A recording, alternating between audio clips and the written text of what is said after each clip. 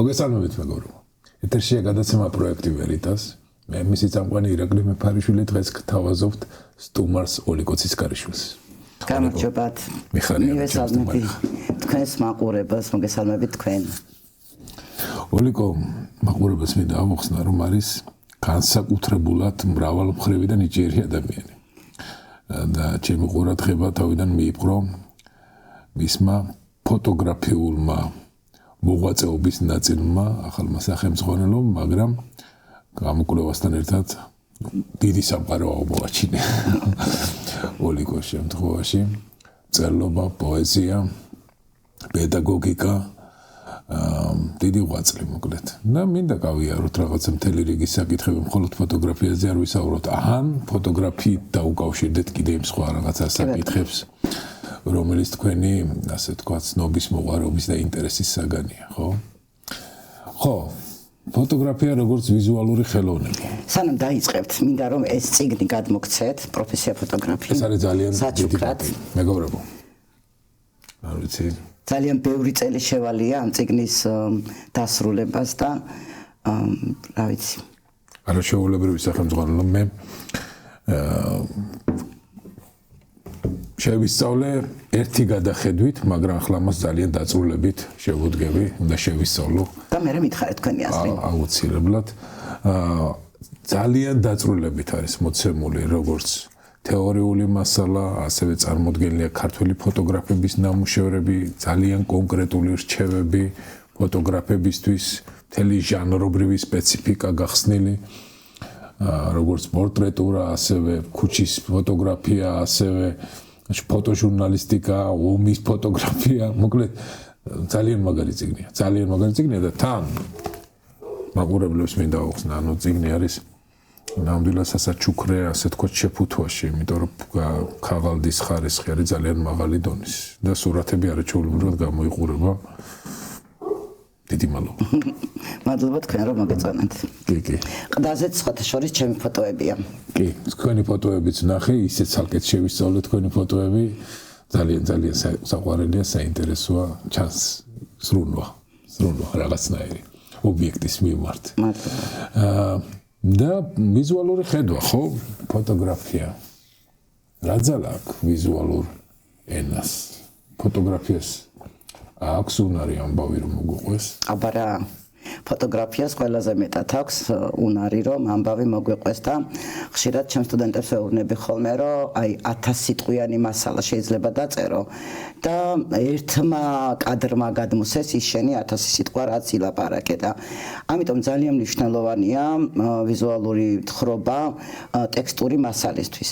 პრინციპში მეც იმიტომ დავიწყე გადაღება რომ მე ვიყავი ჟურნალისტი, მწერალი ჟურნალისტებს რო ეძახიან, პრესის ჟურნალისტი, არ ვარ ტელევიზიის ჟურნალისტი, არც რადიო ჟურნალისტი, ვარ პრესის ჟურნალისტი. მთელი 35 წელი მუშაობდი ამ კუთხით და მე მივხვდი რომ ჩემს ნაწერებს, ჩემზე უკეთ ვერავინ ვერ გაუკეთებდა ილუსტრაციას. დავიღე მე კამერა და დავიწყე ესე გადაღება, მაგრამ აქამდე ძალიან სასაცილოა, მაგრამ სასაყნებს რო ეძახიან, ხო იცით, რაღაც სონის კამერა იყო, თავარი გაზეთი იყო, ესეთი გაზეთი, სადღაც 25 წლის წინ გამოდიოდა ეს გაზეთი, მთელი 5 თუ 4 წელი მუშაობდი იქ და პირველად შემოვიდა მაშინ ციფრული კამერა.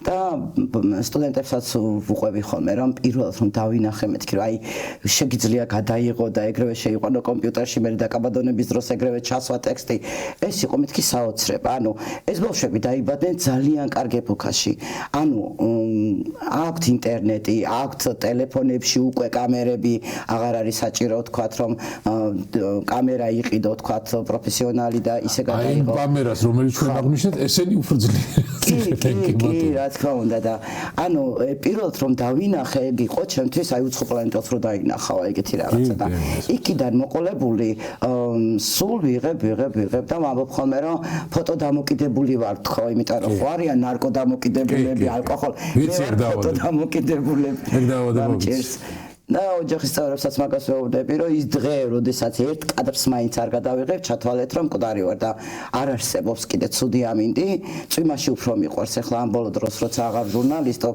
გავდივარ ხოლმე და წვიმაში უბანში წრეს ვურტყავ და იქ ვიღებ წვიმის წვეთებს და იმ წვეთებში არ ეკლილ სამყაროს და მე მგონი მოსწონთ ხალხს Facebook-ზე რო ვაზიარებ ხოლმე. ხო, აი ძალიან მნიშვნელოვანია, რომ იმ სამყაროს გაზიარების საშუალება აუდიტორია თუ არსებობს, მოტივი არ დაილევა არასოდეს.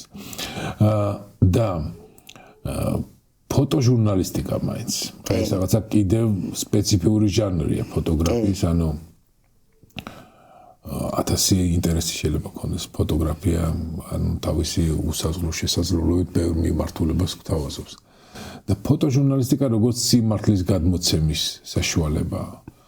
აი აქ რა სპეციფიურ უნარებს უნდა ფლობდეს დაუშვათ ფოტოგრაფია, რომ არ გადაიღოს უბრალოდ კადრი, არამედ ამ კადრმა მოყვეს ისტორია, ან გადმოცეს განწყობა. ხედვა უნდა კონდეს ხო და კიდე უნდა კონდეს კუთხის დანახვის უნარი. ანუ ფოტოჟურნალისტიკა ეს ის არ არის, რაც ახლა საითკენაც მინდა წავიყვანო. დოკუმენტალისტიკაა ეს უფრო. ანუ დოკუმენტურად აღწერო ის ფაქტი, რაც იმ წუთში ხდება. ხშირად იძახიან ხოლმე, რომ საჭირო ადგილას, საჭირო დროს. და ეს საჭირო ადგილას და საჭირო დროს უნდა იყო იქ, რომ კარგი ამბავი გამოიტანო იქიდან. და წუხელ რო საუბრობდით, გითხარი რომ შურს მეთქი ახლა ჟურნალისტების, რომლებიც მოძრაობენ იქ და აუცილებელია კარგი ჯანმრთელობა, იმიტომ რომ მე ფიზიკურად ვეღარ მაძლევს ჩემი ორგანიზმის საშუალებას, რომ იქ წავიდე, სადაც ახლა არის თქვათ ცხელი წერტილები და იქიდან გადავიღო და ვიმუშაო. იმიტომ რომ გჭირდება სწრაფი ფეხები, კარგი გულის პატრონი უნდა იყო და რა ვიცი, სპაზმები არ დაგემართოს იქ რაღაცა რომ მოხდეს და ასე შემდეგ. ანუ კარგ ხედვასთან და ტექნიკის ფლობასთან ერთად ფიზიკური მონაცემები აუცილებელია, რომ იქიდან შენ გამოიტანო ამბავი, კარგი ამბავი. და ანუ კონტექსტი, ანუ როგორ უნდა დავინახოთ კონტექსტი, შინაარსი, ანუ რას უნდა ეძებდეს ჟურნალისტი იმისათვის, რომ მაგალითად აი მაგალითად საპროტესტო მოძრაობა გადაიღოს, ანუ ემოციას, რომელიც პროტესტს გამოხატავს, პლაკატს, რომელშიც ასე თქვათ განწყობაა წარმოდგენილი, თუ მოქმედება, რომელიც დაუშვებს. იცით რა, აი უკანა ფონი ხშირად გვაძლევს ხოლმე უფრო ბევრს მეტყველებს რაღაცაზე, ვიდრე თქვათ წინა ფონი, რასაც იძლევა. ანუ იგივე ხა საპროტესტო აქციებზე რო დავიწყოთ ლაპარაკი, ხშირად უშვებენ ხოლმე ჟურნალისტების შეცდომას, რომ შიგნით შედიან, ანუ აი მასაში შედიან და მასაში იღებენ ხოლმე. ანუ ჩემი სუბიექტური აზრია, რომ ცოტა უნდა განერიდო იმ მასას და ისე ეძებო საინტერესო კადრები, იმიტომ რომ შესაძლოა იმ მომენტში სხვაგან განვითარდეს უფრო კარგი სიტუაცია და უფრო კარგი კადრები წამოიღო, ვიდრე ლოკალურად შენ სადაც ხარ იმ დროისთვის და თანამედროვე ტექნიკები ახლა გვაძლევს იმის საშუალებას, რომ შორიდან გადავიღოთ, ანუ აუცილებელი არ არის 3-დან 5 მეტრზე ვიყოთ, დაზუმავ და იმ კადრს მოიყვან ახლოს, ხო?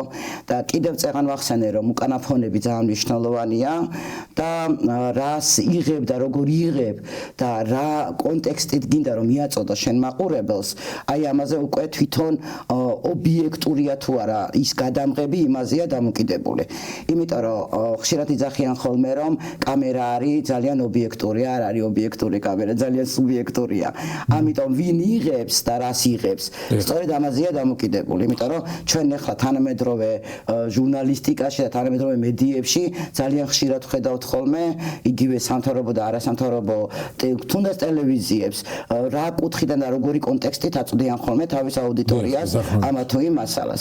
ამიტომ დიდწილად ამბის თხრობა, თუნდაც ვიზუალური ამბის თხრობა დამოკიდებულია იმაზე, ვინ იღებს, რამდენად პატიოსანია ის ადამიანი და რამდენად სიმართლეს ემსახურება. აი ეს ძალიან მნიშვნელოვანია. დიახ, იმიტომ რომ ვიზუალური манипуляция სავსებით შესაძლებელია. კი, რა თქმა უნდა. ჩვენ ნახეთ ისეთი პროტესტები, სადაც 100,000 იყო გამოსული, მაგრამ დაძებნეს კადრი, სადაც იყო, რა ვიცი, 500 კაცი. და დოკუმენტალისტიკაში ძალიან მნიშვნელოვანია, რომ არ გააყალბო.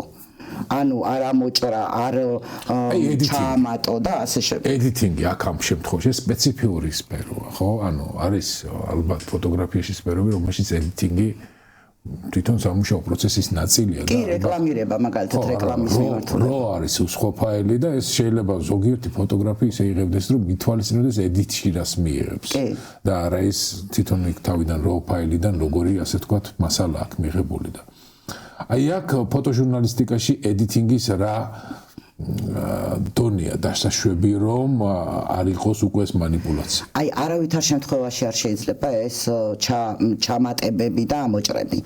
ანუ ამაზე შეიძლება მე საერთაშორისოდ მოგეჭრათ თავი რომ აი ვიღაცამ რომ გაგისაჩივროთ ეგ თქვენი კადრი შეიძლება საერთოდ ჩამოგერთოთ თქვათ იგივე ფოტოგრაფიის კვალიფიკაცია. ანუ ძალიან მნიშვნელოვანია რა ჯერ რომ არაფერი არ უნდა ჩაამატო და არაფერი არ მოაკლო შეგიძლიათ მოკროპოთ მხოლოდ გაშავთეთროთ რამდენადაც შეიძლება კადრი გაფუჭდეს და გაშავთეთრებით კადრი გენანება რომ დაიკარგოს და გაშავთეთრებით აძლევ კადრს სიცოცხლის უფლებას იმიტომ რომ ძალიან ბევრი რაღაცას ჭამს ხოლმე ამ შემთხვევაში და ამ ნიუანსებს რომელიც არის უარყოფითი ფარავს ეს გაშავთეთრება და კიდევ რა შეიძლება ფერის კონტრასტის მიცემა მეტი არაფერი არ შეიძლება ანუ დოკუმენტალისტიკაში უნდა იყოს ზუსტად ის რაც არის გადაღებული არანაირი ჩამატება და ამოკლება და სხვა ჟანრები ანუ აი ახლა ჩვენ ვისაუბროთ უკვე ფოტო დოკუმენტალისტიკის სხვა სპეციფიურ თემებზე ну არ იყოს პოლიტიკური, იმიტომ რომ სოციალური ძალიან ბევრია, არსებობს ვიზუალური სოციოლოგია. აი გეტყვით ახლა რა, მივხვდი რასაც ვეუბნები დოკუმენტალისტიკაში. მაგალითად, ჩემთვის იყო ძალიან შოკი, როდესაც ერთ-ერთმა ძალიან ჩემთვის ავტორიტეტულმა ფოტოგრაფმა მითხრა, რომ მოხუცი ცოლ-ქმარი დააჯინა მაგიდასთან და სამოვარი დაუდო. ეს უკვე აღარ არის დოკუმენტალისტიკა. ეს უკვე არის დადგმული მხატვრული ფოტო. ანუ დოკუმენტალისტიკა მოიაზრებს იმას, რომ შენ თვითონ უნდა იარო და შეარჩიო ის კუთხე, რომელიც შენთვის საინტერესოა. ანუ შენ მოვლენებში არ უნდა ჩაეჭრა და არ უნდა დადგა ეს სცენა. აი ეს არის ძალიან მნიშვნელოვანი დოკუმენტალისტიკაში. და აი ვიზუალურ სოციოლოგია, აი ესეთი კარგი ჟანრი არის სოციოლოგიაში, თუმცა ნუ ალბათ სპეციფიური, ასე ვთქვათ, სოციოლოგებისთვის, რომელიც ფოტოგრაფიასთან ძალიან ახლოს არიან. როგორ უნდა აღწეროთ ჩვენ საზოგადოებაში არსებული რაღაცა ისეთი მომენტები, დამახასიათებელი მომენტები. აი თქვენს ფოტოგრაფიაში წარმოდგენილია ძალიან ბევრი კადრი სოფლიდან, სოფლის ცხოვრება, სოფლის ახალგაზრდობა, მაღალმთიანეთი. რას ვეძებთ იქ? აი, როცა ვეძებთ ფოტოკადრს, რომელიც ჯერ არ არის გადაღებული, შატერზე ხელი არ დაგვიჭერია, მაგრამ ფოტოგრაფი ხედავს რაღაცა ფრეიმს გონებაში და რა არის ის ფრეიმი, რომელიც აუცილებლად უკვე გვაიძულებს, რომ მოვიყვანოთ ჩვენი აპარატი მოქმედებაში. სურვილი რომ სხვებს ანახო როგორ თუნდაც გაჭირვებაში ცხოვრობენ ისინი და შეიცვალოს ამ ადამიანების ცხოვრება. ანუ თუნდაც ის რომ თუნდაც მაღალმთიანეთში რომ თქვი წერან ძალიან ბევრს მოგზაურობდი ხოლმე თავის დროზე როცა ბლოგს მართავდი ესეთი ბლოგი მაქვს ეკოფაქტი რომელიც სადღაც 15 წლის განმავლობაში მართე ამ ბოლოს ცოტა ვეღარ მივაქციე ყურადღება, თუმცა როცა გავდივარ სადმე და რამე მეწერიდება ხოლმე, ეს ჟურნალისტიკა მართლა დაავადებასავით არის, როგორც ფოტოგრაფია და ანუ თუ ხარ დაავადებული, ბოლომდე ხარ დაავადებული ვერ ინკურნები. რომ მივდივარ ხოლმე, ვცდილობ რომ გადავიღო ისეთი პერსონები, ადამიანები, ინდივიდები, რომ სხვა აქეთ საზოგადოებას ვაჩვენო, რომ იქ მთაში შეიძლება 7-8 თვე ეს ადამიანები იყვნენ უწყლოდ დენის გარეშე, ანუ ძალიან ბევრი სოციალური პრობლემებით და ჩვენ ხო ხედავთ ახლა იგივე ადამიანები შეიძლება იყვნენ გაღიმებულები, ანუ ზუსტად მათი ემოციები აი ამ ასე თქვათ მდგომარეობას, რომელიც წამოღება გვინდა ისტორიის სახით, შეიძლება არ აღწახავდნენ თავიანთ მოქმედებებში და ველოდებით კონტექსტს რომელიც ჩვენ გვინდა რომ წამოვიღოთ აი როგორც ნარატივის სახით, მაშინ როცა შეიძლება ბავშვები თამაშობდნენ იცინიან და ეს სიცილი უკვე იმ რაღაც გაჭირვებას არ კი, ველოდებით და ამას ვამბობ ხოლმე რომ ფოტოგრაფები მონადირეებს ყვანან. ოღონდ მონადირეები იარაღით და დიან და არიან ჩასაფრებულები და ფოტოგრაფები თავიანთი ფოტოაპარატებით. რა თქმა უნდა შესაბამის კადრს ველოდებით. ვიდრე ის კადრი არ მოვა, თქვენ უნდა ველოდოთ, მოთმინების უნარი უნდა გქონდეთ. აუცილებელი ატრიბუტია ეს, აუცილებელი თვისებაა ფოტოგრაფის. რომ დავალოდოთ ზუსტად იმ კონტექსტს, რომელიც და თუკი ჩვენ მანამდე მივდივართ იმ კონტექსტით, რომელიც გამზადებული გვაქვს კონტექსტი. და ამისი დანახვა გვინდა. იცით რა, ხშირად არის ხოლმე, რომ აი რაღაცას ფიქრობ, რომ ესე იქნება, მაგრამ აბსოლუტურად რადიკალურად შეიძლება შეიცვალოს ყველაფერი და სულ სხვა ამბავი ჩამოიტანო. და შენ ამ შემთხვევაში ცვლი ფოტო კონტენტსაც ისე როგორც ფოტო ასე თქვათ ობიექტი. ეს არ არის თქვათ რაღაცა ჩარჩოებში მოქცეული, ეს ჩარჩოებს მიღმა ფოტოგრაფია. როგორც მეცნიერებაში მოტივირებული კვლევა, ხო? კი, არა. ანუ წინასწარ როდესაც ცდილობ რომ ის ჰიპოთეზა დაამტკიცო, რაც შენ გინდა რომ მოვიდეს, მაგრამ აქაც არის ესეთი რაღაც. ეს შემოქმედებითი პროცესია, ვერანაირად ვერ ჩასვავ ჩარჩოებში იმას, რას ჩამოიტან და რას მიაწვდი აუდიტორიას. რავი, შემოქმედებას ჩარჩოები არ აქვს. და იქ მაინც არის რაღაცა ფოტოები, რომელიც აი იქცევს პირდაპირ ყურადღებას. არის ფოტოები, რომელიც ერთგვარ რაღაცა აი ამ ფოტოკოლაჟის ნაწილია და იმ კოლაჟის ნაწილში აქვს მხოლოდ ეს აზრი. აი რა შენი ასე თქვათ ხედვით, კერძოდ რა ქმნის აი იმ შეგრძნებას, რომ შენ როგორც კი გადაიღებ, აი ეს რაღაც ახლა განსაკუთრებული გადავიღე. აი რაღაცა ეს მომენტი, ეს გრძნობა, ინტუიცია ყოველთვის არის ფოტოგრაფის ასე თქვათ შემოქმედებაში, რომ რაღაც განსაკუთრებული გადაიღო. როდის გაქვს რა შემთხვევაში შეიძლება გაიხსენო, რომ იგრძენი, რომ ეს არ არის ჩვეულებრივი კადრი. ბევრი შემთხვევა მახსენდება, რა ორ შემთხვევას მოვიყვან. ერთხელ მეტრო მარჯანიშვილის ჟეტონები რო იყო ისევ იმ პერიოდში რიგში ვიდექი ამ ჟეტონების რიგში და დავინახე მინის მიღმა მათხოვარი ქალი ბავშვით. ამ წიგშიც არის შეყვანილი ეგ კადრი და ეს ჩვენი სასაფლე მაშინ სასაფლე მქონდა იყო გაფუჭებული, ანუ მართლა დიქტაფონის როლს მისრულებდა და გადავიღე. ანუ მე ვფიქრობდი, რომ არ გამოვა ეს კადრი, იმიტომ რომ თუნდაც ეს ჩანაწერი ძალიან დიდი იყო, რაც ინტერვიუდან მომქონდა, მაგრამ გამოვიდა. გავარტყი მოკლედ ესე ვამბობდა, გამოვიდა და მე მოხდა ისე რომ საერთაშორისო კონკურსი გამოცხადდა ბრიუსელში და მაშინ არ იყო ესე გახსნილი საზღვრები და ვამბობ ხოლმე რომ გავთავხედი და გავაგზავნე და გაიმარჯვა ამ კადრმა. ეგ იყო ერთ-ერთი კადრი. მეორე იყო აგვისტოს ომში, ომის დროს ჩამოვედით ბოლო დღეს 10-ში მე მგონი თუ 12 10-ში.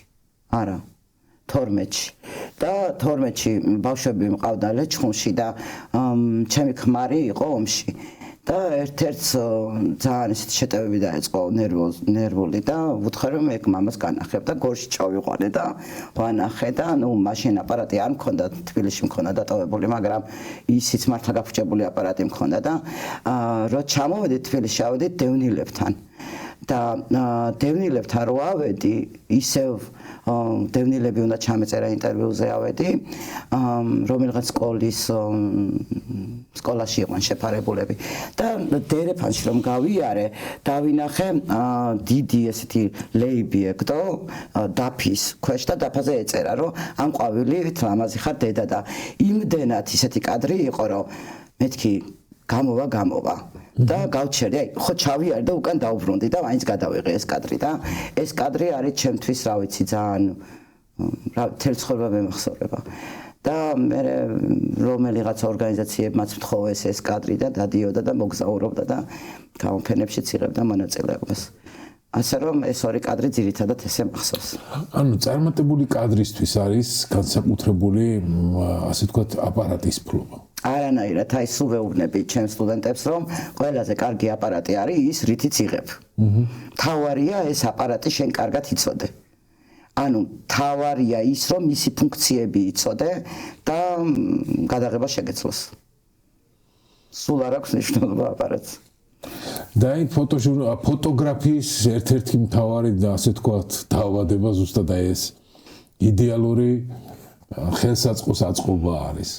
და შენ გქონდა ესეთი რაღაცა აი განსაკუთრებული ჟინი, რომ ანუ ინსტრუმენტი გაგემდიდრებინა მრავალმხრივი ლინზებით, აპარატი რაღაცა კი, განსაკუთრებული. მაგრამ ერთი ორჯერ რო შემომატყდა და დამემსხვრა, მე თავი დავანებე. ანუ გქონდა ეგეთი შემთხვევაც ვაი. კი, იმიტომ რომ ეხლა სტუდენტებს ვცდილობ ხოლმე რომ წავიყვანო, არა მარტო თქვათ ლექციაზე ვასწავლო რაღაცა, ნუ ეზოში ჩაყვანაც ეხლა, ანუ მიმყავს ხოლმე თქვათ ყაზბეგში ძალიან ხშირად დამყავს და ერთ-ერთ ესე ფეხით ასვლის დროს ესე ვიჯექი და დამავიწყდეს ხელზე რომ შემომეხვია სუმუდმივად ხელზე ვიხვევ ამ აპარატს და ერთ-ერთ სტუდენტს გაუჭირდა ამოსვლა და ვლავდექი რომ მივხმარებოდი ეს ჩემი აპარატი ბოლომდე ჩავიდა ზევი და გერგეთი და ჩაყვა ლიწილ-ლიწილი ხაზბეგამდე და მე მეთქი არა თავი და გავანებო ეგეთ რაღაცებს და იმიტომ რომ წარმოდგენას გირთულია სულ ეგეთ იმებში ვეხვევი ხოლმე და ამიტომ თავი გავანებე ესე აი ფოტოგრაფიის სხვა ჟანრები რომელიც უფრო კომერციული ჟანრის არის აი კომერციული ფოტოგრაფია რაც ახლა ყველაზე მეტად ასე ვთქვათ პოპულარული არ ვიცი ხარ რამდენად არის მაგრამ თითქოს და პროფესია ფოტოგრაფია უფრო ამასთან ასოცირდება ბევრისთვის და დაიწყება ანუ პროფესია ფოტოგრაფის მისი ნამდვილი მნიშვნელობა როგორც არის სინამდვილის აღწერა და ფოტოგრაფია ჩემი აზრით სიმართლის აღწერი უნდა იყოს. აი აქ ამ მიმართულებით შენ რა რჩევებს მისცემდი ანუ აქ ამ შემთხვევაში პროფესია კომერციული ასე ვთქვათ ფოტოგრაფია ანუ ეს უფრო სილამაზეზე, ესთეტიკაზე შეიძლება ისეთი ვიზუალის მიღება, რომელიც ნამდვილი არ არის, მაგრამ აუცილებელია აი კომერციული თვალსაზრისით. ეს ანუ შენთვის როგორც დოკუმენტალისტისთვის როგორი ჟანრის ფოტოგრაფია? ეს არის შენთვის ფოტოგრაფია? იცი რა არის ფოტოგრაფია იმდენად შეიჭრა ყველა სფეროში წეგან თქვით რომ განვითარდა ტექნოლოგიები ხო ინტერნეტი ასე არ არის ეს სირცხვილი რატომაც არა როცა შეგიძლია გამოიყენო შენი პროდუქციის უკეთ რეალიზებისთვის რამე სარეკლამო კადრი დადგა და იგივე ფეხსაცმელი აქსესუარები ყვავილები და ასე შემდეგ ხო რატომაც არა კარგია რომ ესე ვითარდება ეს პროფესია და ფოტოგრაფებსაც აქვს ცოტაოდენი შემოსავალი იმიტომ რომ დოკუმენტალის ფოტოგრაფებს არ მგონია დიდი შემოსავალი კონდეთ ეს მართლა დაავადებული ფოტოგრაფების ის არის მიმართულება თორემ რა ვიცი არსებობს კიდევ ქორწილების ფოტოგრაფი ასევე სკოლების დამთავრებას რო აღნიშნავენ ხოლმე ბანკეტები და ასე შემდეგ ნათლობები და მაგასაც თავისებური ცოდნა უნდა და თავისებური პრაქტიკის ცოდნა და გავლა უნდა სჭირდება ხო რატომაც არა თუ კი ეს იქნება შემოსავლის წყარო ძალიანაც კარგია მაგრამ ეს ჟანრობრივად სხვა არის ხო რა თქმა უნდა ჟანრობრივად სხვა არის ჟანრობრივად სხვა არის აი შენ გაქვს ძალიან მნიშვნელოვანი დანამატი შენს სახელმძღვანელოში ქართული ფოტოგრაფია ხო სამწუხაროდ ძალიან ბევრი ვერ შევიდა ხო ძალიან მაგარი სურათების ნაკრები მათ შორის ნაკრები იმ ფოტოგრაფიისა რომელმაც შეცვალა სამყარო და ეს ფოტოგრაფიები არის ზოგიერთი მკითხველისთვის ალბათ ნაცნობი პირველად არის ხილავს იმდენად პოპულარულია ეს გამოსახულებები ქართულ ფოტოგრაფიაში აი შენ გქონდა ერთ-ერთი თავი კარტიე ბრენსონის მიეწარმოდგენილი ქუჩის ფოტოგრაფიის კონცეფციისა რომელშიც ანუ წამის გამოჭერა არის მისი კონცეფცია რაღაცა თითქოს მთელი კონტექსტი წიფდება ერთ წამში და ქართულ ფოტოგრაფიაში ერთი წამის გამოჭერა აი ეს კონცეფცია რომელიც ბრესონის კონცეფციაა ხო აი შენ როგორ ფიქრობ ვის რა თვისება აქვს იმიტომ რომ ყველა ფოტოგრაფს აქვს თავისებური ინტერპრეტაცია წამის გამოჭერის იმიტომ რომ ამის გარეშე ფოტოგრაფია არც არსებობს მე მგონი მით უმეტეს კონცეპტუალური ვის რა სტილი აქვს წამის გამოჭერის აი პრინციპში ვინც ქართული ფოტოგრაფები მყავს მანდ მოყვანილი ამ წიგში ყველას აქვს ეგრო აი წამი დაიჭირონ და საჭირო ადგილას საჭირო დროს იყვნენ მაგრამ აი მარინ იკურაძეს გამოვყოფდი ძალიან ძლიერი ფოტოგრაფია იმიტომ რომ მუდმივად ვადევნებ ხოლმე მის გადაღების პროცესებსაც კი პირდაპირ ეთერში და ძალიან მაგარი პროფესიონალია. ასე ნებისმიერი სხვა, მაგრამ მარის განსაკუთრებით გამოვყოფდი, იმიტომ რომ ცოცხლად მუშაობს. ანუ არ ჩემსავით არ მიდის თქვათ და ნათელა გრიგალაშვილივით არ ცხოვრობს თქვათ 2 კვირის განმავლობაში თუნდაც ბანკში ან მაღალმთიანეთში და არ ელოდება თქვათ შესაბამის წამს და შესაბამის კადრს. აი მარი ცოცხალი პროცესების მემატიანეა. და სხვათა შორის ძალიან ბევრი ფოტოგრაფი, რომელიც წერან ჩვენ ვახსენეთ, მაგრამ სამწუხაროდ ვერ შევიდნენ ჩემ წიგნში. გრიგალაშვილის მეთოდი ესე იგი იქ ცხოვრება. ანუ უფრო ეთნოგრაფიული დაკვირვება. და დაკვირვების შემდეგ აი ამ ფოტო ასე თქვათ კვლევის გამოტანა. ხო, საინტერესო გრიგალაშვილის ფოტოგრაფია ძალიან ძლიერი ფოტოგრაფია. კიდევ აი ძველი ფოტოგრაფია, აი 9 აპრილის ეპიზოდი, რომელიც ალბათ ქართულ ასე თქვათ ფოტოგრაფიაში ყველაზე მასობრივად გავრცელდა 8 აპრილის 2008 წლის ომის ამსახველი ფოტოგრაფია ქალბატონი, რომელიც შველას ითხოვს ეს ფოტოგრაფია. ლელის მაგალითად. ხო, ანუ შენ როგორ ვთვლი, ანუ რა ქმნის ფოტოგრაფს? მოვლენა თუ ფოტოგრაფი ქმნის? აი ლელი მაგალითად პროექტებზე მუშაობს ერთადად. ანუ ნათელა წავა და თავისთვის მუშაობს. ანუ არის რაღაც განსხვავებები ხა ფოტოგრაფებში და კითხვა ვერ გავიგე როგორ. ანუ მოვლენა ქმნის აი ამ ფოტოგრაფის, ანუ აგვისტოს ომის გამშუქებელმა შექმნა ფოტოგრაფი როგორც ფოტოგრაფი და აგვისტოს მოვლენებმა შექმნა მისი ასე თქვათ ეს ფოტოგრაფიის პლატფორმა. არა, მაგაში არა. ფოტოგრაფი ქმნის აი ამ კონტექსტს, იმიტომ რომ იქ იმ მომენტში და ასე შემდეგ, ანუ რაღაცა იღბალის მომენტი არის, იქნება ესე. არა, წერან ხო ვილაპარაკეთ, რომ საჭირო ადგილა, საჭირო დროს. აი ლელი იმ შემთხვევაში, როდესაც ის ქალი ცეცხლი რო ამოდის უკან და იმ საჭირო მომენტში იყო იქ, თორემ როგორ შექმნიდა ლელი ახლა ომის კონცეფციას, ვერანაირად, ანუ საჭირო ადგილა, საჭირო დროს იყო.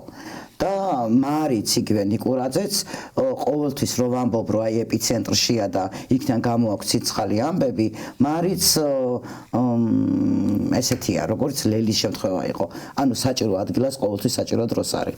თან მარი უფრო ორგანიზებულია, ანუ ძალიან ბევრი ინფორმაციის წყარო აქვს და ზუსტად იცის სად რა ამბები ხდება და ამიტომ იქ არის სადაც ეს ამბები ხდება, სადაც ხელი წერტილებია. აი იურა მეჩითოვის ფოტოგრაფია რომ ახსენდება მაგალითად ის ქალბატონი, რომელიც ავტომობილის კიდესთან დგას და იქნება შტაბილობა რომ მანქანაში ზის და ისე ანუ ეს აი კონტექსტმა შექმნა, ხო? აი მაყურებელი კონტექსტმა შექმნა. ასევე არის რამოდენიმე ისეთი კადრი, რომელიც ასევე პიროვნება ქმნის, მე მგონი ფოტოგრაფიას. ანუ ფოტო შეიძლება აი თუნდაც ფოტო შეიძლება არ იყოს იდეალური ტექნიკურად. ანუ მაგალითად ბლარი იყოს ფეხებზე მაშინ როცა ის მოძრაობს, ხო? და ასე შემდეგ. მაგრამ აი ვინ არის გამოსახული ამ ისტორიულ დოკუმენტალისტიკას აქვს განსაკუთრებული მნიშვნელობა, ხო? აი რა ქმნის აი ამ განსაკუთრებულ პირობებს, რომ შეიქმნას ფოტოშედევრი. მიუხედავად იმისა, რომ მაშინ შეიძლება დარღვეული იყოს ფოტოგრაფიული, ასე თქვათ, კონცეფციის თითქოს და იდეალური პირობები, რომ იდეალური სურათი იყოს, იდეალური კვეთრი გამოსახულება. ყველაფერი თანხმედრაში უნდა მოვიდეს. აი რაც შეეხება ბატონ იურის იმ ცნობილ კადრს, ის ცნობილი კადრი გახდა თქვა 9 აპრილის სიმბოლო, ხო? მაგრამ ბატონ იური არ არის ფოტოდოკუმენტალისტი. ანუ ძირითადად არის სტუდიური გადამღები. ამ შემთხვევაში იმ კადრმა იმოქმედა და რა თქვათ, იქ თანხმედრა იყო. ანუ ძალიან ბევრი რაღაცა უნდა იყოს თანხმედრაში მოსული, რომ იდეალური კადრი გამოვიდეს. აი კარტიე ბრესონს აქვს თითქოს გამართლება. ხო, აი კარტიე ბრესონს აქვს ერთი ფოტო, რომელშიც თითქოს წყალზე ხდება. კი. არ ვიცი. ადამიანი. კანონზესაც აქვს ეგეთი. და ზუსტად ესეთი ნახე აი აქაც, ხო? და ეს ტექნიკურად უფრო სუფთა არის და იქ წყალზე გადახდომის მომენტში ადამიანს ბლარში აქვს ფეხი, მაგრამ იქ უკვე ფონიც ქმნის კომპოზიციას, დაახლოებით იგივე სურათია პლაკატზე გამოსახული და ასე შემდეგ. ანუ ფოტოს წაკითხვაში უკვე რაოდენად მნიშვნელოვანია ის, რომ ავტორი არის უკვე კონცეფციის, ასე ვთქვათ, მესიჯი, ეს პრესონის გადაღებულია და ამიტომ ეს ყველა კადრი უკვე და ყველა სიმბოლო უნდა წავიკითხოთ და სხვა შემთხვევაში ზუსტად იგივე კადრის სხვას რო გადაეღო, შეიძლება ვერც ამოეკითხავ, ვერც ის უკანა ფონი ვინმეს, აღარ წაეკითხა ფონზე უკან რა არის, მიექცია ყურადღება დაუშვათ ფეხზე არსებულ ბლარზე, არაფერი განსაკუთრებული ფოტო ეს არ არის, ასეთი რაღაცა ეთქვა. აი როგორ არის, აი ფოტოს აღქმა მაყურებელში შენი აზრით? ხო, ინდივიდუალურია ფოტოს აღქმაც. რა თქმა უნდა, მაგრამ უყურეთ წერან ხო თქვი რომ თიკანაძესაც აქვს მეთქი. ანუ მაშინ მართლა არ იყო, როცა ბრესონს ქონდა ისეთი აპარატები, არ იყო ეგეთი აპარატები, როგორც ახლა დღეს ჩვენ გვაქვს და რა თქმა უნდა, სატარებლადაც მძიმე იყო, უფრო ნაკლები ხარისხი იყო, უფრო ვლარებსაც ვიღებდით და ასე შემდეგ, ხო? და ინფორმაციული თვალსაზრისითაც საიდან უნდა ცოდნოდა თქვა თიკანაძეს ბრესონმა რა გადაიღო. ანუ ეხლა გვაქვს ამის ფუფუნება, რომ ყველაფერი ვიცით და დავგუგლავ დავსერჩავ და აი ის ვკითხავ და ის შეგვიდარებს და გვიპოვის და ასე შემდეგ. ანუ კიდევ იქამდე ვამბობ, რომ თანხwebdriver უნდა იყოს ძალიან ყველაფრის და რაც შეეხება ახლა აუდიტორიის აღქმას თვითონ აუდიტორიასაც პიროვნებას გააჩნია, ინდივიდუალურია ეს ყველაფერი. ანუ თუ პიროვნებას არ აქვს ნდობის კაპიტალი, მანამდე შეიძლება მისი შედევრები ვერც შეამჩნია. არც აღიქვა. ანუ შეიძლება ვთქვათ თქვენზე თქვან რომ ძალიან მასიურად თქვას ძალიან ბევრმა რომ თქვენ ხართ გენიოსი და მე არ ვიცოდი რა გენიოსი ხართ და სხვების ნათქვამი გენიოსობა არ მოვიდეს ჩემამდე. ნახო თქვენი ფოტო და თქვა რომ ეს რა არის, ამას ძალიან ბევრი ცოდნა სჭირდება კიდე რომ რაღაცამდე მივიდეს. ანუ საზოგადოებრივ აზრს ძალიან დიდი მნიშვნელობა აქვს რა თქმა უნდა ინდივიდის თქვათ გეუნების ჩამოყალიბებაზე, მაგრამ მაინც ინდივიდამდე მივდივართ ბოლოს და ბოლოს, ხო? თუ კი ვთქვათ ინდივიდუალურად კითხავ ადამიანს, ეს კარგია თუ ცუდია, შეიძლება იმან კარგი ცუდად აღიქვას, ხო? და პირიქით. ანუ აქ არის აუცილებელი პირობები, რის გამოთაც მაგალითად სურათი შეიძლება გაირჩეს როგორი ხარისხის არის, კარგია, ცუდია. აი სულ ვეკითხები, პირველი კითხვა რა არის ხოლმე, როცა შევდივარ აუდიტორიაში, ვეკითხები თქვენთვის რომელი უფრო მნიშვნელოვანია, ხარისხი თუ ამბავი? და დაიწყება ხოლმე იქ ჯაბაასი, რომ რა თქმა უნდა ხარისხი ძალიან მნიშვნელოვანია და რა თქმა უნდა ის და საბოლოოდ მიდიან ხოლმე იმ დასკვნამდე, რომ თურმე ამბავია მნიშვნელოვანი და არა ხარისხი. გააჩნია კონტექსტს, მე თუ თქვათ ვიღებ რეკლამას, რა თქმა უნდა ხარისხია მნიშვნელოვანი და არა ვთქვათ რაღაც ამბავი. მაგრამ როცა შემოდის რუსის ჯარი და საქართველოს დასაპყრობად, იქ ხარისხზე არავინ არ ფიქრობს. ანუ ისე ვიმეორებ, ყველაფერი არის ინდივიდუალური. თვითონ კადრის აღქმას, თვითონ ინდივიდი როგორ აღიქვას თითოეულ კადრს და თვითონ ამბებიც, რაც კადრებმა შეიძლება მოგცეს. დიახ. ხო, ანუ ეს არის ძალიან საინტერესო. აი ხლა ვყურეთ, მე რო თქვენ მომცეთ, ახლა აი იყოს გარეთ, ახლა ჩვენ ვიღებთ ჩანაწერს ვაკეთებთ, ხო? ან პირდაპირ ეთერში ვარ და უცბად რაღაცა ხდება იქ ქვეყანა ინგრევა. ამ შემთხვევაში ახლა რომ მოვიდეს ვიღაც და დამიდოს სარეკლამო ფოტო და დამიდოს ის ფოტო, რომელიც თქვა ინგრევა ქვეყანა, რომელს უფრო მივანიჭებ უპირატესობას, ხო? რომელიც ამბავს ხო, რომელიც ამბავს მეყვება და არა ფეხსაცმლის რეკლამას გავწევ გარეთ განზე, რაც არ უნდა ძალიან მაგარი ხარისხის და იმის იყოს. თვითონ ფეხსაცმელიც კი. ხო. და რამდენად ხელმისაწვდომია თვითონ აი ფოტოგრაფია როგორც ხელოვნება. იმიტომ რომ ანუ საიდან გამომდის ეს ასე თქვა ეჭვი და დასკვნა.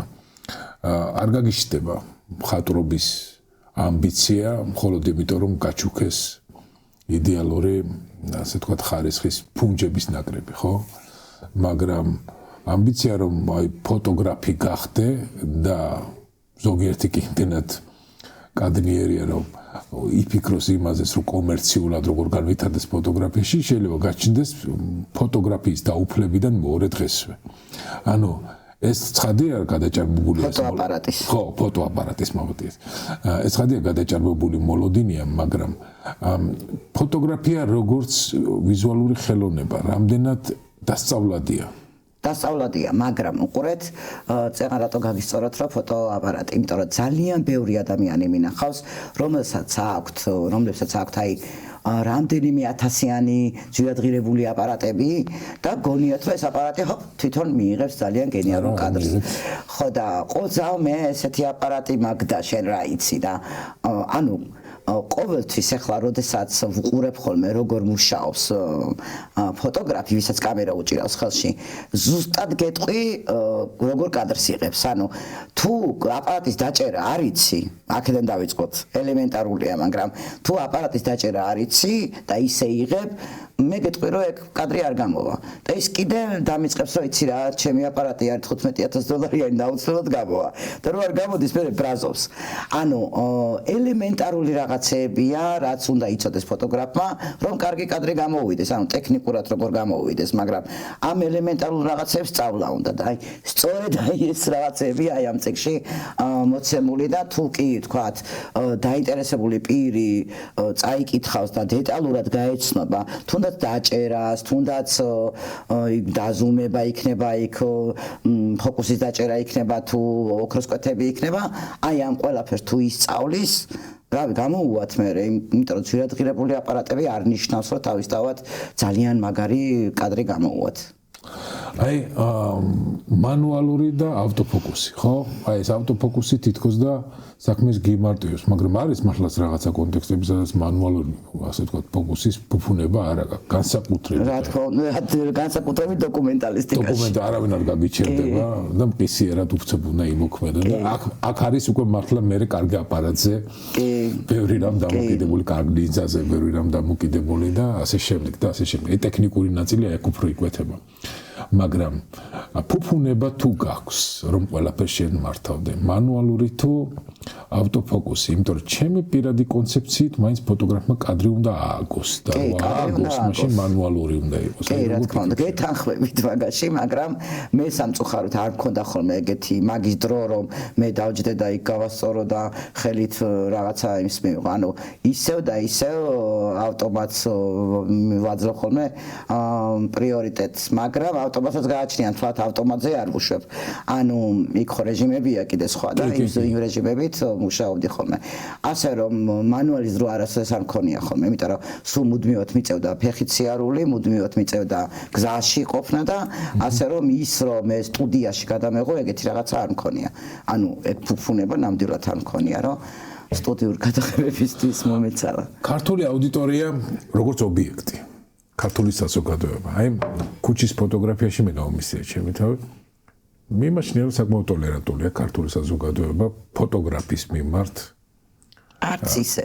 ნუ უარესებიც არსებობს, იმიტომ რომ გავეცანი მე მრავალ ვიდეო მასალას, ზოგიერთი კი ისეთი რაღაცა უცნაური და ზოგიერთი ისეთი საშინელი მაგალითებიც აღმოაჩინა, რომ ზოგიერთი ჩხუბზეც კი გადადის, რატო გადამიღე და ასე შემდეგ და ასე შემდეგ. და ერთგან კიდე ფული მოსთხოვა რომ გადამიღე, ახლა უნდა გადამიხადო და ასე. აბსურდები. შენი პრაქტიკიდან გამომდინარე. როგორ აფასებ ქართულ აუდიტორიას, ქართულ საზოგადოებას, როგორც ფოტო ობიექტს, რამდენად ტოლერანტ, რამდენად თანამშრომლობითია მისი მიდგომა. და აი როგორია სპეციფიკა? მარტივია ქუჩის ფოტოგრაფია საქართველოში? უყურეთ, გააჩნია სიტუაციას, გააჩნია შენ როგორ უდგები თვითონ შენ საზოგადოებას და აუდიტორიას. ეხლა პირველი დავალება, რასაც ვაძლევ ხოლმე ამ ჩემს სტუდენტებს არის ის, რომ წადით ქუჩაში გადაიღეთ. მეორე არის, რომ წადით ბაზარში გადაიღეთ. აი ბაზრიდან მოდიან ხოლმე თავბეცი წყევლიან, იმიტომ რომ იქ სულ ეჩხუბებიან. მაგრამ მე როგორც ჟურნალისტი, ეხლა როგორც პრაქტიკოსი ჟურნალისტი, რას ვამბობ? აუცილებელია კომუნიკაცია შედგეს რესპონდენტთან. ანუ ღიმილს არაფერი არ უდგება წინ, ხო? როცა კომუნიკაცია შედგება რესპონდენტთან და შენ დიალოგზე მოყავს რესპონდენტი, იქ მერე არანაირი ის აღარ არის დაბრკოლება. მაგრამ მქონდა ეგეთი ერთი შემთხვევა, დუშეთის რაიონის სოფელი აღარ მახსოვს, თუ გავიხსენე გეტყვით, მქონდა ეგეთი შემთხვევა, როდესაც დინარე ახალგაზრდა ბიჭი გაიტაცა. და ეს ხალხი იყო როგორი აგრესიული, იცით, ყველაფერზე რო შენ გთხოვენ პასუხს, შენ როგორი ხარ სახელმწიფო და ძალიან დიდი აგრესიით წამოვიდა. მანქანით ჩავედით რედაქციიდან და მძღოლი გამექცა, ისეთი აგრესიული იყო ეს ხალხი და სოფლის ბოლოში ველოდებოდა და ვიდრე არ დაწყნარდა ეს სიტუაცია, მე აპარატი არ მომიღია. ანუ ბოლომდე ვიყავი, ბოლომდე ვისმენდი ლანძღვაგინებას და ბოლომდე მათთან ვიყავი და უკვე დიალოგის საშუალება რომ მომეცა და ეს აგრესია რო ჩაცხრა, უკვე წამოვიდნენ დიალოგზე და ბოლოს მეურვეები მეხვეწებდნენ წამოდი ყავადავლიოთო. ანუ ფოტო გადაღებაზე აღარ იყო ლაპარაკი, გადავიღე კიდევაც და ასე შემდეგ და დავმეგობრდით მოკლედ. ძალიან დიდი მნიშვნელობა აქვს თვითონ ჟურნალის, ამ შემთხვევაში ფოტოჟურნალის, როგორ დიალოგს წარმართავს რესპონდენტთან. ამიტომ ყოველთვის ვამბობ ხოლმე, რომ ღიმილს არაფერი არ უდგას წინ და აუცილებლად უნდა უთხრა, რისთვის და რატომ იღებ ამ კადრებს. როდესაც ესე ინდივიდუალურად მიდიხარ რეპორტაჟზე. ეხლა ქუჩაში, როდესაც ხელჩართული ბრძოლა სპეცნაზსა და მოსახლეობას შორის, იქ ეხლა ხوار დაუწყებ. შეიძლება გადაგიღო და ანუ თან რა არის, იცით, უნდა იცოდე კანონები, რომ საზოგადოებრივი თავშეყრის ადგილებში შეიძლება ფარული გადაღება, ანუ candid shots ეგრეთ წოდებული, ხო? ბრესონი ნამდვილად არავის არ ეკითხებოდა მაშინ და მაშინ ის ფუფუნება ქონდა, რომ ვერც ვერასდროს ვერ გაიგებდა ეს ადამიანი, მე კიდე რას გამოაქვეყნებდა, იმიტომ რომ სოციალურ მედიაში აღარ ხვდებოდა ეს კადრები და აქ კი უცებ შეიძლება აღმოაჩინოს შენმა ობიექტმა თავისი თავი სოციალურ მედიაში და სულაც არ იქნოს თავი მე კომფორტული, ხო? ხო და აი აქ ჩვენთან კანონმდებლობა როგორ არის? აი ესეთი ქუჩის ფოტოგრაფიის მიმართ candid shots, ანუ ეგრეთ წოდებული ფარული კადრი. once რა თქმა უნდა ხელოვნების მიზნით და არა იმიტომ რომ რაღაცაში გამოიყენო. საზოგადოებრივ თავშეყრის ადგილებში გადაღება ნებადართულია. ანუ უშიშროების სადაც არის სახელმწიფო უშიშროების შენობები იქ არ შეიძლება მაგალითად გადაღება ასევე მეტროებშიც არ შეიძლება მაგრამ ძალიან ხშირად ვიღებთ ხოლმე ხო მეტროებში ანუ მეტრო ითვლება სახელმწიფო უშიშროების დონის ობიექტად მართლა არ შეიძლება იქ გადაღება კი ერთხელ მახსოვს რაღაცა მინდოდა უბრალოდ პანირების გადაღება მეტროს მოძრაობის ობრძანდა თანამშრომელი რას იღებ რაღაცა ისე დამელაპარაკე ფაქელში ჩაოლევრი პატარა ფოტოაპარატის მაგერად რაღაც საშიში ნიუტი მეჭირა აუცილებლად არაფერი რეაგირება არ ქონია მაგრამ ხო მართლაც ესეთი უცნაური ის არის არსებობს კიდე კანონი რო თქვა მე ყველას დააჯარიმები და ამიტომ არ ვიტყვი რა კანონი არსებობს და ის გადაღება არ შეიძლება ანუ მე კულუარებში გეტყვით. მოკლედ საზოგადოებრივ თავშეყრის ადგილებში გადაღება ნებადართულია და თუ კი ვიღაცას აქვს თქვა პრეტენზია რომ მე რატო გადამიღე, შენ თავისუფლად შეგიძლია უთხრა რომ შენ არ გიღებ, უბრალოდ კადრში მოხვდი და აი მე თქვა იმ შენობას ვიღებდი. ბავშვებს რაც შეეხება ახლა ბავშვებთან რა თქმა უნდა არ შეიძლება მშობლის თანხმობის გარეშე. ეს ყველგან ეგრეა მეგონი მთელ სოფლიოში. საფრანგეთში არის ძალიან უცნაური ასე თქვათ სხვა ასე თქვათ საკანონმდებლო გარემოება რომ თეს დანარჩენ სოფლიოში ფოტოგრაფია იმ ასე თქვათ საავტორო უფლების მფლობელი საფრანგეთში ვისაც გადაუღე ქუჩის ფოტოგრაფია თუ არის ის არის მფლობელი და ანუ მას შეუძლია მე მოგთხოვოს დავუშვათ თუნდაც რაღაცა სასამართლოში რაღაცა დავები რომ შეიძლება გადაუხადო მას. დიახ ეს ახლა ვიხილე ძალიან კარგი რეპორტაჟი იყო ქუჩის ფოტოგრაფიის პარიზში და იქ ფოტოგრაფებს ერთმანეთთან ჰქონდათ საუბარი და ეს რაღაცა დეტალი მათ ისაუბრეს მე სხვა მომენტიც მოვიძია როცა ესე ქუჩის ფოტოგრაფიაში გადაღებული ქორწილი ჰქონდა ვიღაცას გადაღებული და სასამართლოში იმანიჩივლა რომ ჩემი ქორწილია გადაღებული და იქ სასამართლო მოუგო. და ნებართვა რატო არ აიღესო? ნებართვა რატო არ აიღესო? ამან კი კომერციულად გამოსცა ეს ასე თქვა თავისი კადრები, თავისი ფოტოსერიის ერთ-ერთი კადრი იყო და ანუ მოითხოვა თანხა. და თანხა მის არ შეიძლება ასევე ეკლესიებში გადაღება. ოღონდ რატო არ შეიძლება? იმიტომ კი არა რომ რაღაცა ზოაშავებთ და რაღაცა ღმერთი დაგვრჩის ან რაღაც ეგეთი. იმიტომ არ შეიძლება რომ იქ მაშუქის, ანუ ეგრეთ წოდებული სპიჩკის ფაქტორი მუშაობს, იმიტომ რომ ეს ხატები არის დაწერილი კვერცხით. ანუ ბუნებრივი საღებავები და კვერცხით და როცა ვიღებთ მაშუქით, ანუ სპიჩკით, აქტიურებ ბაქტერიებს და ამ ფრესკებს შეიძლება ზიანი მიადგეს. და ამიტომ არ შეიძლება და ისე ხოთაშორის აი ქორწილის ფოტოგრაფები მგონი ალბათ ახლა ცოტა სირცხვილით იწვია. იმიტომ რომ ბევრი ალბათ იყენებს აბსოლუტურად მას ინსტრუმენტს. თუმცა ალბათ ვინც გარკვეულია ის ან თავს იზღუდავს ან თუმცა კიდე იცით რა არის ახლა მე რომ მოგზაურობდი ესე ძალიან ბევრ და ექსპედიციებში დავდიოდი ეკლესიებსაც ვიღებდი რა თქმა უნდა ახლა იგივე პილიგრამული ტურიზმის განვითარებულია ჩვენ ქვეყანაში და რატომაც არა და ერთ-ერთ ეკლესიაში რო შევედი რადასამალია შემოქმედის მამათა მონასტერში სადაც გველეშაპს აბავს წმინდა გიორგი ძალიან მინდოდა ამ ხატის გადაღება და იქ დედაომ ესე ძალიან ის გამომაგდო იქიდან და ვუხსნი რომ ვიცი როგორ გადავიღო და გადამაღებინ არაა ესეთი დირექტივა გვაქვს არა ან ის რომ ვიღაცა მუთხრა რომ არ შეიძლება გადაღება ანუ ყველას უკრძალავს გადაღებას და რომ უხსნი რომ შეგიძლია ისე გადაღება რომ არაფერი არ დააზიანო შეუვალები არიან რა ანუ ამ შემთხვევაში მუდმივი შოქი რომ გამოიყენო ის აზიანებს კი ის აზიანებს უბრალოდ არის სინათლეები უნდა ჩააქრო მთლიანად ანუ არანაირი სინათლე არ უნდა გამოიყენო და დაბალ ექსპოზიციაზე ხანგრძლივ ექსპოზიციით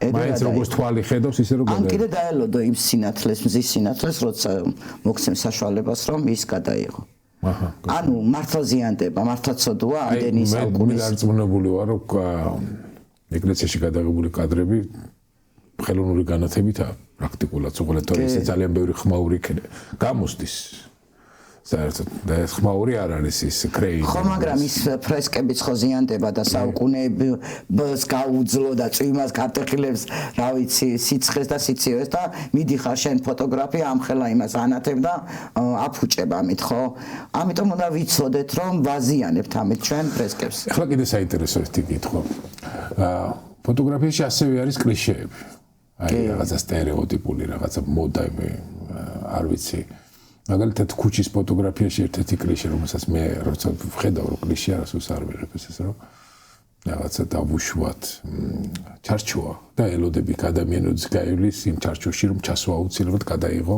აი ანუ ოქროს კვეთას იწახი ხო ოქროს კვეთა აი რა შეიძლება ჩარჩო იყო შეიძლება შუქი შემოდის მაინც და მაინც იქ რო გადააბიჯებს ის მომენტი გადაიღო და ეს ქუჩის ფოტოგრაფიაში კლიშეა ბევრი იღებს ასეთი კადრებით სავსეა როგორ აი კლიშე ფოტოგრაფიული კლიშე და ნამდვილი ასე თქვა ქუჩის ფოტოგრაფია ერთ დროს ეს როცა პირველად გადაიღეს არ იყო ეს კლიშე და მიგნება იყო ვიზუალური იმაში აი ახლა უკვე თანამედროვე რეალობაში შენ რა ახალ თემებს ხედავ რომელიც დაუშვათ უკვე კლიშე შეიძლება არ იყოს დაუშვათ ქუჩის ფოტოგრაფიაში იქნება ეს თუ რაღაცა კონცეპტუალურ ფოტოგრაფიაში რომელიც აი განმეორებადი თემა არა და შესასწავლი თემა. ვერ გეტყვი, არ მიფიქრია ამაზე. მართლა ვერ გეტყვი. მართლა არ მიფიქრია. რა ვიცი, იცი რა არის აი ლექსებზეც ახლა წეღან ახსენე რომ წერალი პოეტია და სულ ფიქრობდი ხოლმე რომ აი რა უნდა დაწერო იმაზე გენიალური, მაგრამ გეწერინება რაღაც, ანუ თუ შენ გააძლევს საშუალებას ჩვენ ხო თქვით რომ ფოტოგრაფიაც შემოქმედება გამოჩნდება მე რაღაც რა ეხლა მართლა არ მიფიქრია ამაზე ანუ გადაიღებ სხვანაირს ანუ ხო არსებობდა ეგეთი რაღაცა რომ აი ბლარი ითვლებოდა გაფუჭებულ კადრად კი ეხლა აღარ ითვლება ეხლა უკვე სპეციალურად მართული დაბლა ანუ კიდე არის ეგეთი რაღაცა რომ ტელეფონის ფოტოგრაფია ვთქვათ არ იყო ეგეთი რაღაცა მაგრამ არის იგივე მაკრო გადაღება არც მაკრო გადაღებები იყო ხოლმე მაგრამ ეხლა ჩაციკლული ვარ ამ მაკროზე და წვიმის წვეთებზე და ასე შემდეგ გამოჩნდება მე კიდე რაღაც რა ვიცი შემოქმედება აი ბავშვებს როგორ ასწავლი ახლა შენ აი ფოტოგრაფიაში რა უნდა გქონდეთ ის თვისება რომ აი ფოტოგრაფია როგორც ხელოვნება ან ამბის მთხრობის ასე თქვა უნარი განავითარონ რა უნდა განავითაროს ადამიანმა რომ ეს ფოტოგრაფიული თვალი ანა ვითაროს საკუთარ თავში. ჯერ ვასწავლი სწორედ დაჭერას აპარატის. მე იმ პატარა ნიუანსებს ფოკუსის დაჭერა, ოქროს კვეთა, ისა ესა, მე გამყავს გარეთ, მე ვიზუალურად თვითონ ვაღებინებ ამას, ანუ თვითონ ვთავ პროცესში. და მე ძალიან ბევრ ფოტოებს ვნახულობთ და თვითონაც აკეთებენ ხოლმე პრეზენტაციებს და ეხვეწებათ მე ნელ-ნელა გემოვნებები და სხვათა შორის ჩემი სტუდენტები, რავი 15 წელია უკვე ვასწავლე ამას და რავი თავის სტუდიები აქვთ უკვე გაკეთებული და ანუ ბევრი განვითარდა კონკრეტულად უკვე მიმართულებით.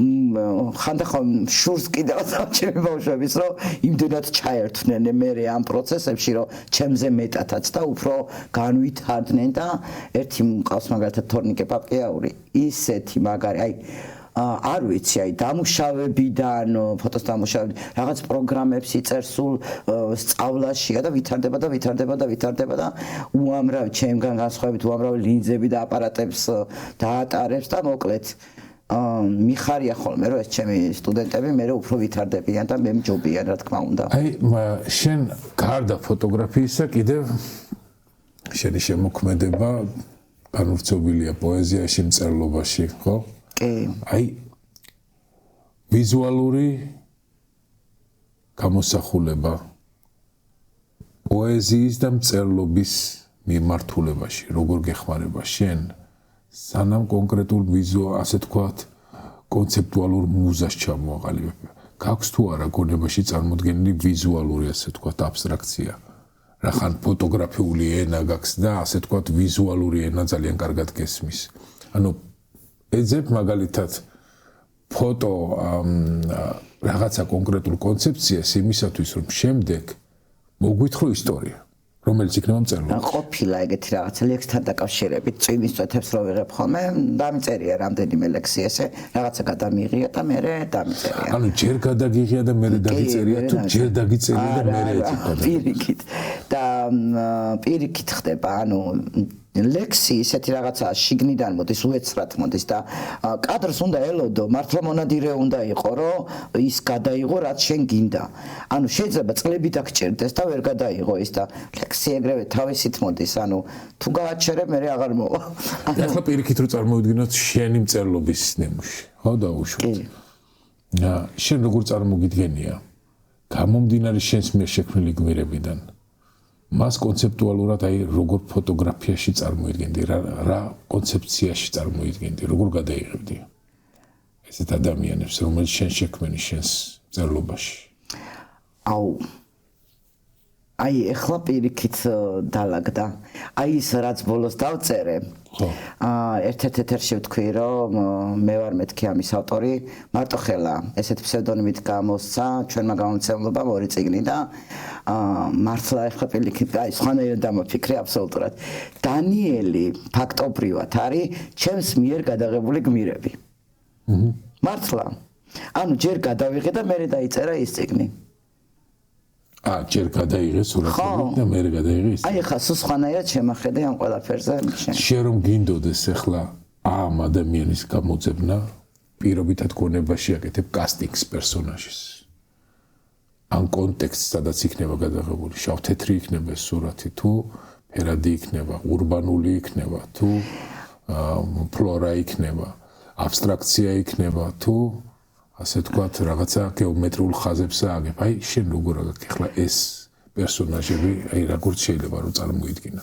აუ შავ-თეთრი იქნებოდა ის დანიელი, მაგრამ ძალიან მიყვარს ფერადი ფოტოების გადაღება, არ მიყვარს გაშავ-თეთრება. თუ იძულებული არა ვარ რომ გავა შავ-თეთრო, არ მიყვარს ძალიან და აი ახლა მართლა სხვანაირად დამოფიქრე, ოღონდ მართლა. და დანიელი იქნებოდა შავ-თეთრი აუცილებლად. ხო დანიელი იქნებოდა შავ-თეთრი. სხვა პერსონაჟები კიდევ ვინ აქვს? ყველა წიგნი იქნებოდა შავ-თეთრი ფილმი. წიგნი იქნებოდა შავ-თეთრი ფილმი, ანუ ფოტოფილმი. ფოტოფილმიც არსებობს ესეთი სერია, რომელიც ამბავს ყვება, ხო? კი. ხო. ანუ ლექსი პირიქით არის ლექსი ჯერ იღებ და მე ლექსი მოდის და ამ შემთხვევაში ანუ მართლა გამიცოცხლ და ეხლა თვალწინ ის კადრები რაც დანიელშია და აღმოვაჩინე რომ ის უკვე მაგ გადაღებული რაღაცეები ნაწერებიც მე შემიძლია წარმოვიდგინო ლექსები რომელიც შეიძლება გადააქციო კადრებად ხო, მაგალითად თუნდაც ბარათაშვილის მერანი, ან ფიქრი მტკვრის-პირას, ან ლურჯაცხენები, მაგრამ ამ კადრებს აი ახლა შენ როგორ წარმოიდგენდი, მაგალითად ლურჯაცხენები, რომ ძალიან აბსტრაქტულია. ანუ როგორ შეიძლება ეს წარმოიდგინო, უფრო დალის ნახაც უნდა გავდეს შენი აზრით თუ ანუ მისი ვიზუალური, ასე ვთქვათ, კონცეფცია ცხენები პანინგით, თუ როგორ გააკეთებდი ახლა მაგალითად შენ? აი ცხენები თუშეთში რო გადავიღე. ხო. და პანინგით? ხო. შავ-თეთრი იქნებოდა თუ ფერადი? არა, ფერადი. ფერადი. და აი ყურეს შენ რო კითხვებს მაძლევ ახლა, აი ესეთ კითხვებს რომ მაძლევ. ჩემი პრობლემა ისაა რომ მე დოკუმენტურად ვუყურებ ამ ყველაფერს და შენ უფრო იქით გადადიხარ. ანუ უფრო ხელოვნებისკენ, უფრო რაღაცები. ხო, არტისკენ და მე უფრო აი ესე ვიწროთ ვუყურებ როგორც დოკუმენტალისტიკას და ამიტომ მიჭერს პასუხების გაცემა ხოლმე. არა, ხო, ანუ აი დღეს ეხლა კიდე მეორე ძალიან საინტერესო ინსტრუმენტია. ჩემთვის ეს არის არაჩვეულებრივი ინსტრუმენტი, არავითარ შემთხვევაში არის შემზღუდველი, ჩამნაცვლებელი. აი, არაჩვეულებრივი ინსტრუმენტი. ფოტოგრაფისტვისაც ძალიან მაგარი ინსტრუმენტი. ეს როგორ შეიძლება უკვე გამოვიყენოთ ახალ ფოტო, ასე თქვათ, ხელოვნებაში, როგორც დამხმარე ინსტრუმენტი, აი შენთვის როგორ არის ეს? ფოტო არა, მოდი ილუსტრაცია დავარქვათ, იმიტომ რომ ილუსტრაცია მოიცავს ყველაფერს, დიაგრამებსაც, რუკებსაც, იმასაც, ამასაც და აი ეხლა როგორი რაღაცა იცი, ძალიან მაგარი ჯიგარი ვიღაცა, ჩემი მეგობარია. ჩემ აის ნიკო ქვია. მართლა. მე პიტერი დავარქვი. პიტერ კოლსონს უყურებ როგორც აი პორტრეტისტს და პიტერი ქვია, ერთად პიტერი ესე მე. და იცი რა არის, მე მაგალითად როგორც გამომცემლობაში ძალიან მეხმარება. მაგალითად იყო ერთ-ერთი ნონა ახალაშვილის წიგნია ფსიქოლოგიაზე, ანუ ორგანიზაციების და მართვის სტრუქტურას ეხებოდა და ვერაფრით ვერ შეურჩიე ილუსტრაცია, ხო, ყდაზე რაღაცა ილუსტრაცია ხო გინდა. თხოვე ჩვენ ნიკოს და ნიკომ შესანიშნავი ილუსტრაცია მოგცა. იქ კომპიუტერები, იქ ტვინები, იქ რაღაცა სხივები და ასე შემდეგ და დავასვით ეს ჩვენი ნიკოს გაკეთებული ილუსტრაცია და მშვენიერი წიგნი გამოვიდა მშვენიერი ყდით. ანუ ჩანაცვლება წარმოუდგენელია, მაგრამ დახმარება არაჩვეულებრივი. ჩანაცვლება არც უნდა გქონდეს ადამიანს, იმიტომ რომ ეს ფოტოგრაფია ეს ჩვენი ნარატივის საშუალებაა და თუ ახლა ნარატივი ხელოვნურია, მაშინ აზრი არ აქვს. შემოქმედება. ხო, აზრი არ აქვს, ანუ ალბათ იმ მნიშვნელობაში შეიძლება იყოს ჩამნაცვლებელი, როგორც არის კომერციული ფოტოგრაფია. როცა ადამიანს აღარ უნდა დაიქირავოს ფოტოგრაფია, რა ვიცი, ჩანთის სერიების გადასაღებად. ხო, ერთი სურათი შეიძლება დააგენერიროს 1000 გვარი, ასე ვთქვათ, რაღაცა ჩანთრის რაკურსები. ეს შეიძლება. მაგრამ რასაც ჩვენ ვსაუბრობთ, fine art-ია ეს თუ დოკუმენტალისტიკა, ფოტოჟურნალისტიკა თუ სხვა ესეთი მიმართულები, ეს უკვდავია ეს ენა ალბათ არასდროს არ მოკვდება მე ისე მგონი. მეც ესე ვფიქრობ. იმიტომ რომ ხელოვნური თუ კი არის ამბის მოყოლა, მაშინ ის ამბავი ნამდვილი არ არის. და რა აზრი აქვს? და სიმართლესაც არ ემსახურება. სიმართლესაც არ ემსახურება. ანუ ფოტოგრაფია სიმართლეს უნდა ემსახურება. ეს საინტერესო ფილოსოფიური კითხვა. დოკუმენტალისტიკა კი? არა, მე მინდა ახლა უფრო კიდე უფრო ღრმა დედუქციური სურათით განიხილო ეს კითხვა. ფოტოჟურნალისტიკა და დოკუმენტალისტიკა ცალსახად პასუხია და მარტივი აქვს პასუხი. კი. მაგრამ ფოტოგრაფია თავისი, ასე ვთქვათ, პორტრეტისტა იქნება ეს თუ fine art-ი თუ ასე შემდეგ. სიმართლეს უნდა გადმოსცემდეს? კი. თუ მთავარია აი ვიზუალური ეფექტი, ვიზუალური ენა და ვიზუალური ენა შეიძლება ყალბი იყოს. ანუ ეფექტები დაედოს, ზუსტად ახლა აი აქ არის, ზუსტად აი ის პატარა საფრთხე, რაც უფრო ვითარდება კიდე 1000 ობიექტი შეიძლება დაამატოს იქ და რაღაცები სულ შეცვალოს. რეტუშირების ის ხარისხი, რომელიც ადამიანს ფილტრები და ასე შემდეგ. ცulis, ანუ სიმართლე უნდა იყოს შენი აზრით, შენი გემოვნებით ფოტოგრაფია, როგორიც არის ისეთი, თუ შეიძლება შელამაზებული სილამაზე. მე თუ მკითხავს, მაგრამ მე ვინ მეკითხება? ანუ ეს ჩვენი მოგზაურობაა. რა თქმა უნდა, ისეთი უნდა იყო, როგორიც ხარ, თუნდაც პორტრეტში. და ძალიან მაღიზიანებს ხომ რატო არ ვიღებ ამ სარეკლამო და საქორწილო და ასე შემდეგ ძალიან მაღიზიანებს ის რომ მაღალი გამომაჩიდე ლაბაზი გამომაჩიდე როგორიც ხარ ისეც გაჩერდა რა ვქნა ახლა აი არ შემიძლია რომ აი ის კი არა რომ ვთქვათ არ შემიძლია ვთქვათ ფოტოშოპში და რაღაცა გაკეთება ანუ ვერ გადავცემ იმ ადამიანს იმ სურათს რომელიც თვითონ უნდა უფრო ლამაზი, უფრო კარგი, უფრო გაფილტრული, უფრო დახვეწილი და ასე შემდეგ. ჩემი მისია ის არის რომ გადავიღო ის რასაც ხედავ და როგორც ხედავ, თუმცა ახლა რაკურსებსაც შეიძლება გააჩნია, როგორ დასვავ, როგორ განათებას გავუკეთებ და ასე შემდეგ. მაგრამ რაც არის ის უნდა იყოს. შენ ჟურნალისტებსაც ამსათებ. აი თანამედროვე ჟურნალისტიკის გამოწვევები და ჟურნალისტიკის გამოწვევა სიმართლის თქმა არის, ხო? თანამედროვე ჟურნალისტიკაში მთავარი გამოწვევა რა არის? ანუ ჩვენ ვხედავთ ჟურნალისტიკას, რომელიც შეიძლება გვთავაზობდეს ისეთი ინფორმაციას, რომელიც დაუშვათ სიმართლეს არ შეესაბამება და გამომდინარე კომერციული ინტერესიდან თუ კონტრაქტიდან თუ ასე შემდეგ ის დაუშვათ ამას ემსახურება. აი რა ჩვენ როგორც პედაგოგებმა რა უნდა გავაკეთოთ ისეთი რომ ნებისმიერ პროფესიაში აქ ჟურნალისტიკა იქნება თუ სხვა იდეალიზმი გავზარდოთ რომ ჟურნალისტში იყოს ის ეთიკური რაღაცა საზომის რის გამოც დავუშვათ მე ამას არ გავაკეთებ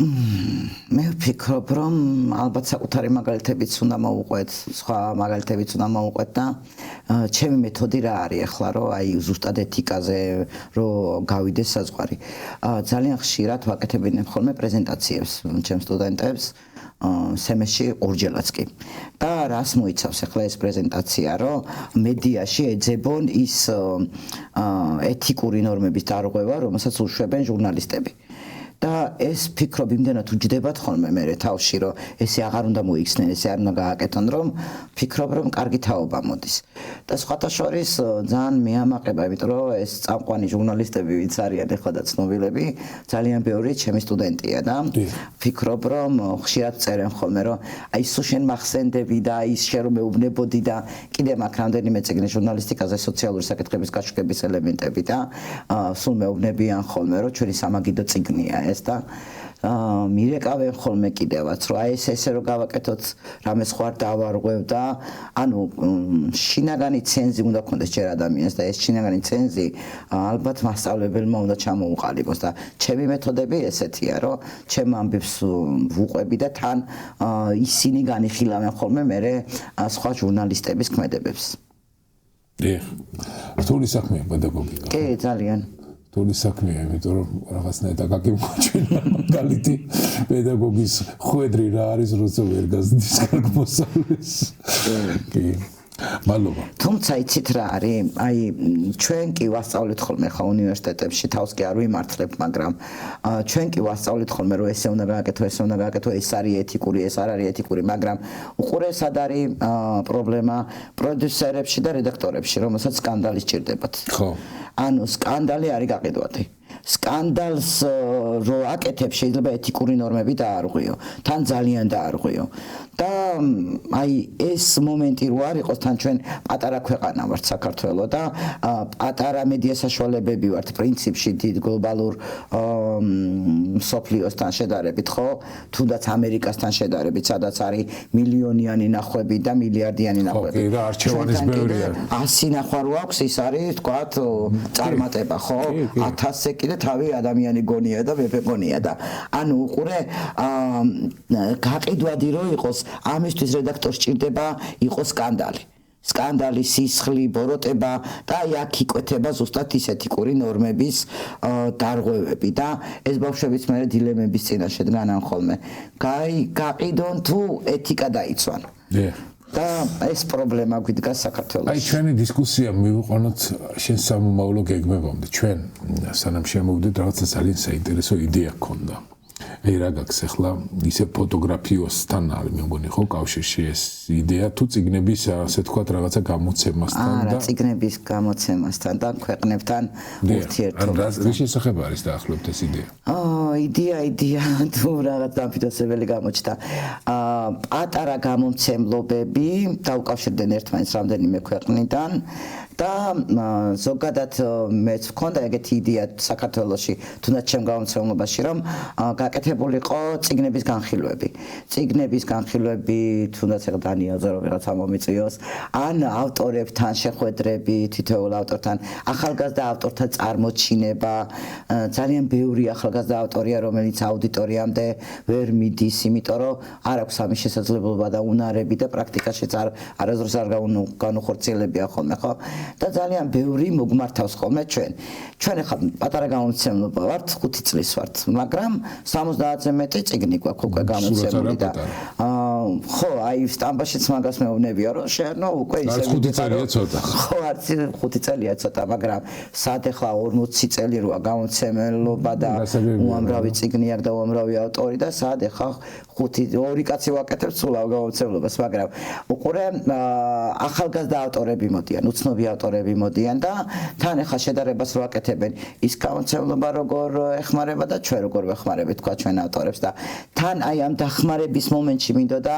კიდე ეს ვიზუალიზაცია გაკეთებულიყო რომ რაღაცა პატარა გადაცემა გააკეთდეს სადაც თქვათ ავტორებს მივიწევთ და ხელმისაწვდომი იყოს ვიზუალურად უკვე აუდიტორიისთვის რომ მე დაინტერესდეს წიგნების ბატონო წიგნების განხილვა იყოს წიგნების განხილვა დიახ იყო ერთ დროს მე წიგნების განხილვაზე იყო კონცენტრირებული ჩემი YouTube-ის არხი ბევრი წიგნების კარგი რეცენზიები იყო ძალიან კარგი მადლობა ველოდები მაშინ ამ წიგნის რეცენზიას აუცილებლად მე ამას ძალიან გულდას მიჩები შევისწავლე მე ამას გპირდებით და დიდი სიამოვნებით ამ წიგნში კიდე იცით რა არის არ ვიცი ახლა ამდენად შეამჩნიეთ მაგრამ აი თქვა მე ახლა მხოლოდ დაახლოებით საათნახევარი ვისნობ ამ წიგნს, ასე რომ ბევრი რაღაცა ჯერ არ ვიცი, ესე გადავავლე თვალი, დიდი ინტერესით, მაგრამ ახლა გახდება სამაგიდო წიგნი. აი ყურეთ როგორ უნდა იმუშაოს, თქვა ფოტოჟურნალისტმა იგივე სტიქიური კატაკლიზმების დროს, ოჯახში ძალადობის გაშუქების დროს, თქვა ტრაფიკინგის გაშუქების დროს და ასე შემდეგ. ანუ ჩაშლილია ეს, აი აქვე გამოჩნდა უცებ კითხვა. რამდენი მოვლენა ხდება? აი ზუსტად ოჯახური ძალადობა, ბუნებრივი კატასტროფები სამწუხაროდ. აი ქართულმა ფოტოჟურნალისტიკამ რამდენად ეფექტურად ასახა მთელი ეს მოვლენები, იმიტომ რომ ძალიან ბევრი კადრი არ მახსენდება სამწუხაროდ უამრავი მოვლენის მიუხედავად. ამყოფნის ჩვენ ფოტოჟურნალისტები თუ არა როგორ არ ყოფნის, არა ალბათ თქვენს მიღმა ჩაიარა, თორე აი ახლა მაგალითად შოვის ტრაგედია რო იყო, უამრავი კადრი გავრცელდა. ძალიან ისეთია, მაგრამ იცით პრობლემა რაშია, რომ აი ბუნებრივი კატასტროფებს მეერე აშუქება ხოლმე, როცა უკვე ბუნებრივი კატასტროფა უკვე დგება. აი ეს პრობლემა გვაქვს თვითონ განამარტო ფოტოგრაფებთან ზოგადად ჟურნალისტიკაში და ძალიან ახლა 15 წელი რუსულ გარემოსდაცვაზე რო ვლაპარაკობდი, მაგიტომ ხა ჩემი ტკივილია ეს რომ მანამდე უნდა ვილაპარაკოთ სანამ კატასტროფა დადგება, იმიტომ რომ ქვეყანაში გვაქვს 60,000-ზე მეტი მეწყრული უბანი. ანუ მოქმედი მეწყერზეა აქ ლაპარაკი რა და მუდმივად კატასტროფების რისკის ქვეშ ვართ. თან ვართ სეისმურად აქტიურ ზონაში. ჩვენ ახლა შევეჩვიეთ, თორე ყოველ წამს არის 3 ბალიანი მიწისძვრები. ანუ დიდი კატასტროფული მიწისძვრა უნდა მოხდეს მაინც და მაინც რომ მე კატასტროფა დადგეს. ხო, ისახოს ვიზუალურად. ხო და მანამდე უნდა ვიმუშაოთ ამ ჟურნალისტებმა ამ ყველაფერზე. კიდე ამ წიგნში არის ხელშეკრულებების დადებაზე. ანუ რო არ მოგატყუონ, იგივე პლაგიატზეა, სად როგორ დავიცვათ იქ საიტებიც არის ნაჩვენები, სად შეგიძლიათ ამ მოაყრევინოთ თქვენი ფოტოები ვინმე თუ მოგპარათ და ითვისა, ჩემ ფოტოებს მაგალითად ძალიან ბევრი ითვისებდა ხოლმე და სულ მეკითხებიან ხოლმე ჩემი სტუდენტები, მე მას რატო არ უჩივლებთ და აუვერჩი, იმიტომ რომ ყველაზე ცნობ ფაქტობრივად აი როგორ უნდა უჩივლო ახლა ვიღაცას, რომელსაც იცნობ. ამიტომ ვერა. მადლობა დიდი. ძალიან საინტერესო ვისაუბრეთ. კარგად გავიარეთ რაღაცა ძალიან საინტერესო საკითხები. მეგობრებო, გადაცემა მიდასრულებულია. დიდი მადლობა ამ საინტერესო საუბრისთვის. შევხვდებით მომავალ კვირას იგივე არხზე.